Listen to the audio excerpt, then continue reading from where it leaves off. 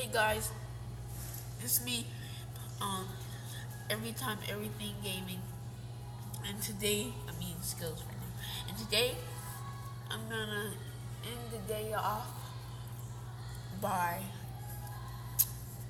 doing a reaction video. It's 3 true sleepover horror stories, volume 3. So, it's by Mr. Nightmare. Go check out his channel, and yeah. So, I love you guys every time.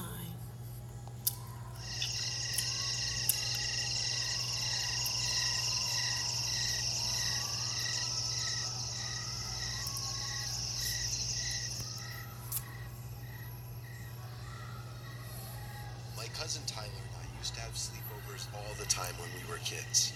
Always at his house though, because he had the cool house. Back then, before cell phones and modern video games, kids actually used to do normal kid things. Like, for example, we both loved to play hide and seek at night. One time when we were 9, both our parents were going out for a night in Atlantic City. So they had my other cousin, Tyler's older brother Joe, keep watch on us. An hour into the night, however, Joe told both of us he was going out and not to tell Mom. Tyler and Joe would commonly do this because it mutually benefited them. Tyler loved having the house to himself, and Joe hated staying home all night. By the time he left, it was already a little later in the night, like 9 o'clock. We had our dinners and decided it would be a good idea to play hide and seek. Their house was honestly massive, so it was always a lot of fun. I was hiding first. We started in the basement where Tyler would count. We had a rule that we couldn't use any house lights, only flashlights. Our reason for this was because it just made it cooler. I tiptoed up the stairs, then up the next flight of stairs to the upstairs of the house. The upstairs had a whole other living area, along with 3 bedrooms. I chose to hide in one of the unused bedrooms. I buried myself between 2 big beanbag chairs and a blanket. I left the door open to avoid any suspicions. I heard creaking coming into the room. Lively footsteps. Tyler was now moving around the carpeted room. I could hear him. He went over to the closet and opened it. Then he opened the second closet. Silence. Then he walked over to the other side of the room, and he started opening the drawers to the desk, rummaging through them.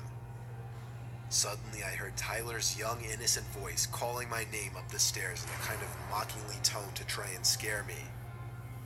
My mouth opened and literally started twitching when I put 2 and 2 together. I lifted the blanket slightly over my head to see what he was doing, but it wasn't Tyler. I knew right away based off the person's height. It was a much taller, fully grown man. It wasn't Joe, and it wasn't his dad. He perked up like a statue when he heard Tyler's voice, and I saw him duck into the corner of the room, behind the small piece of wall that sticks out there. Tyler entered the room with his flashlight and kept saying my name over and over, slow and drawn out like. I was praying his light would not reach over to the corner of the room. His light landed on me under the blanket. He may not have even seen me, but I still willingly came out and acted all defeated, fake laughing and everything. I told him he won, put my arm around his back, and started nudging him out of the room. I kept the conversation as natural as possible, until we were halfway down the stairs. That's when I dropped the bomb and told him there was someone in there with me and nudged him to run outside. Being the scared 9-year-olds we were, all we could do was run next door and ask the woman living there to call the police for us. She did without hesitation. I still remember the scene vividly, of the cops pulling up, running into the house, and 5 minutes later ushering a guy out in cuffs. It was a great feeling, even as a 9-year-old.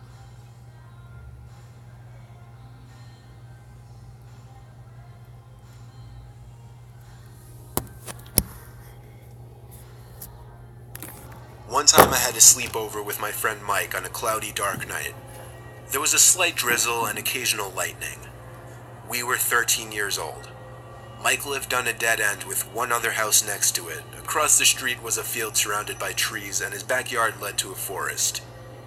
Mike and I were up late, much after his dad went to sleep.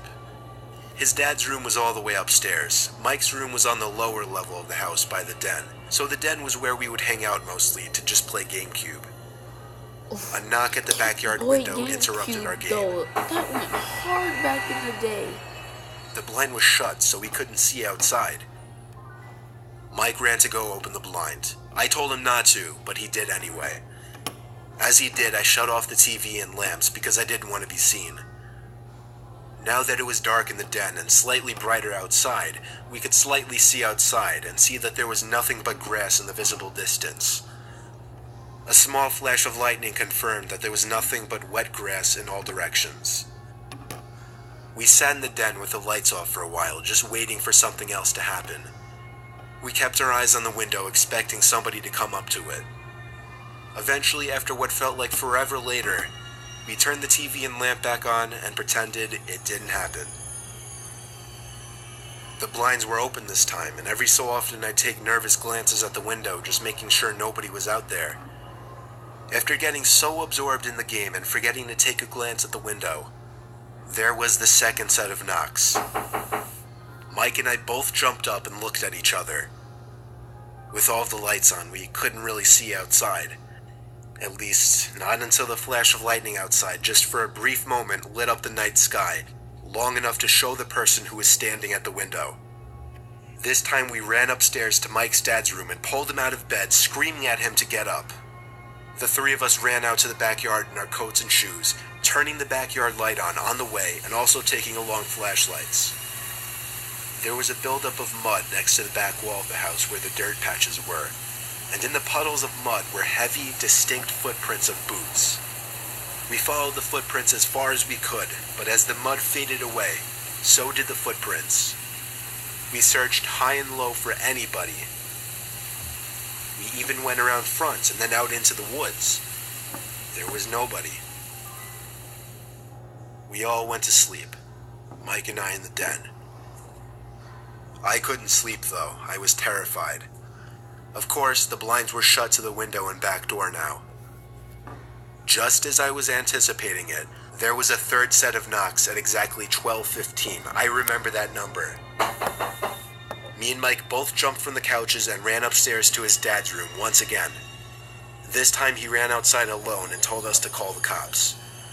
He returned soaking wet, having found nobody. The cops came for nothing because there was really nothing they could do. The knocking didn't happen again though, and I also never slept over Mike's house again. Ever since that day, his den just always gave me the creeps.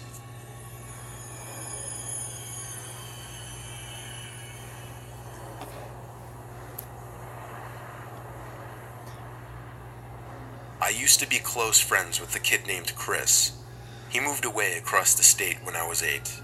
Since we never got to see each other anymore, I got my mom to agree to drive me all the way over to Chris's new house in the country for a weekend sleepover. Pulling onto his property, I already knew this was the perfect place to do anything outdoorsy.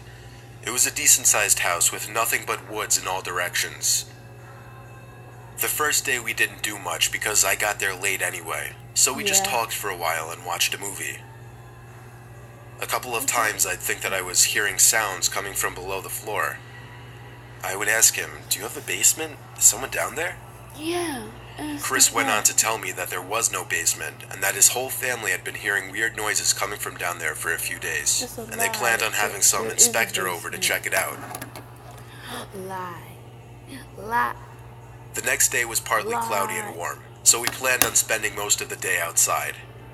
I convinced him to go for a walk in the woods just to explore. After all, this was all kind of new to him as well. Conveniently, there was an opening into the woods that almost seemed to have meant to be a path. So as we were walking over to it, Chris's foot hit something that made a metallic kind of thud sound.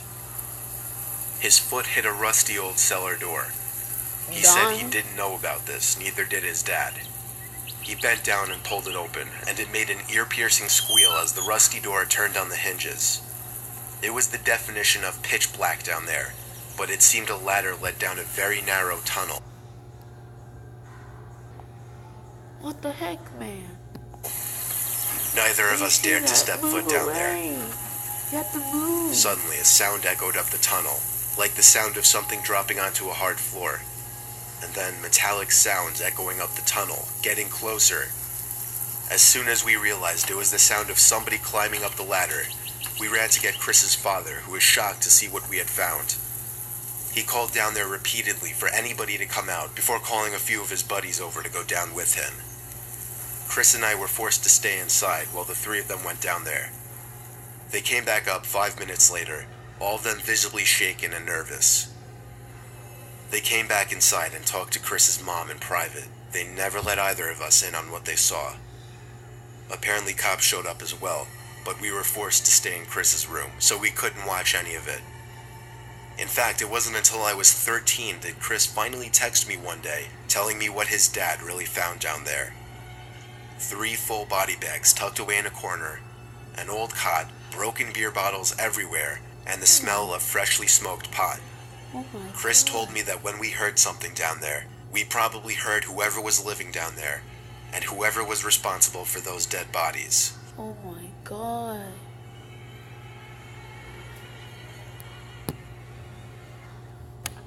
That's freaking messed up, y'all. If you freaking see that stuff. Chris, tell your dad, let's move. I don't care. I don't care how much you paid for this. Just move. If you saw all that crazy stuff, just move. Mr. Nightmare, just tell his dad that you guys, that they have to move. They just have to move.